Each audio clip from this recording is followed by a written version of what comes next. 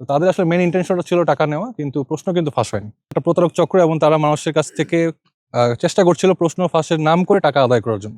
আগামীকাল সহকারী প্রাথমিক বিদ্যালয়ে সহকারী শিক্ষক নিয়োগ পরীক্ষা অনুষ্ঠিত হওয়ার কথা, যেটা 3 ঘটিকা থেকে 4:30 পর্যন্ত হওয়ার কথা।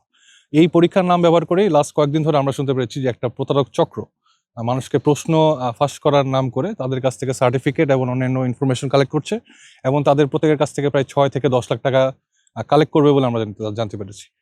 ওরই ধারাবাহিকতায় আমরা আজকে অপারেশন করে অভিযান পরিচালনা করে যৌথ বাহিনীর একটা অভিযান হয়েছে।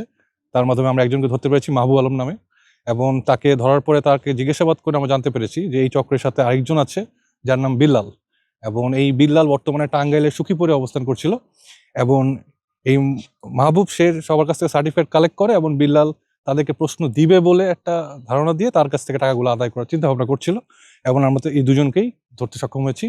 প্রথমে আমরা মাহবুবকে ধরি, পরবর্তীতে টাঙ্গাইলে র্যাব 14 অপারেশন করে বিল্লালকে ধরতে পেরেছে। আচ্ছা, পরীক্ষার প্রশ্ন ফাঁস হয়েছে বলে আমরা কোনো ধারণা করছি না।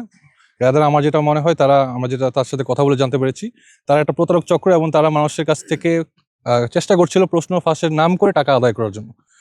বিভিন্ন সময় হয়তো প্রশ্ন ফাঁস হচ্ছে, বাট এইবার আমরা এরকম হওয়ার সম্ভাবনা নেই, কারণ আমাদের প্রত্যেকটা দল সশস্ত্র বাহিনী যারা আছে এবং অন্যান্য যারা পুলিশ এবং র্যাব সবাই একসাথে কাজ করছে যাতে এরকম। মাহবুবের সাথে কথা বলে আমরা যেটুকু জানতে পেরেছি যে বিল্লালই তাকে মেইনলি নিয়েছিল। সো বিল্লালকে অলরেডি আটক করা হয়েছে, আপনারা জানেন, অভিযান এখনো চলছে, এবং বিল্লালের বাসা থেকে প্রায় 40 থেকে 50টার মতো চেক পাওয়া গিয়েছে, যেখানে অনেক পরিমাণ টাকার চেক পাওয়া গিয়েছে, এবং তার সাথে 50 থেকে 60টা সার্টিফিকেটও পাওয়া গিয়েছে।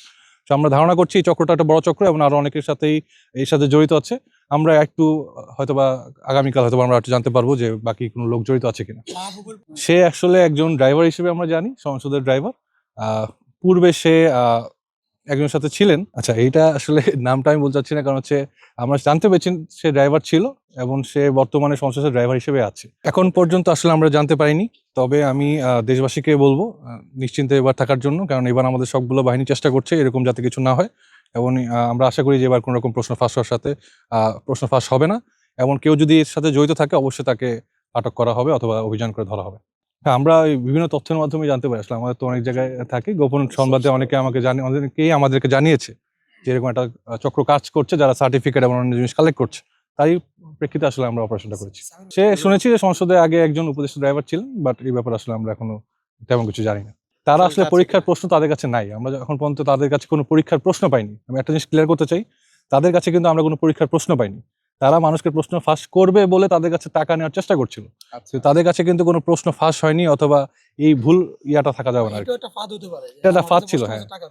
তারা সবার কাছ থেকে সার্টিফিকেট নিয়েছে এবং বলেছে আগামীকাল হয়তো সকাল 11টা-12টার মধ্যে তারা প্রশ্ন ফাঁস করবে বলে তারা টাকা নেওয়ার চেষ্টা করছিল। তো তাদের আসলে মেইন ইন্টেনশনটা ছিল টাকা নেওয়া, কিন্তু প্রশ্ন কিন্তু ফাঁস হয়নি।